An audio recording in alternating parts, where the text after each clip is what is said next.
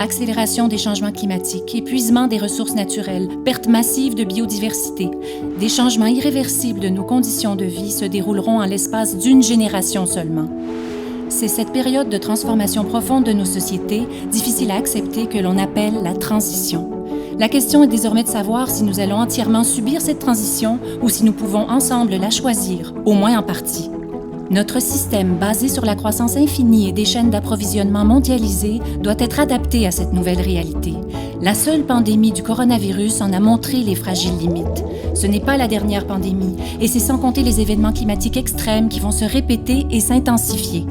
On le sait, nous polluons et générons un niveau de gaspillage de ressources et de matières bien au-delà de la capacité de la planète à les renouveler ou les fournir. Aujourd'hui, les inégalités sociales et les inégalités entre pays ne font qu'augmenter. Qu'en sera-t-il lorsque nous aurons une quantité beaucoup plus réduite de ressources à nous partager?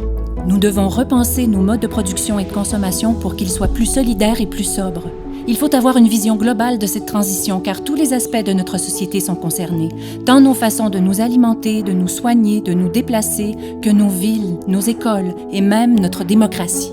Nous avons les connaissances scientifiques et les savoir-faire pour réaliser et expérimenter les solutions de cette transition. Le plus dur est de passer à l'action, de s'y mettre collectivement. Pour savoir dans quelle direction agir, il nous faut élaborer des visions concrètes et débattre de nouvelles trajectoires possibles pour notre société afin de choisir ensemble un futur souhaitable.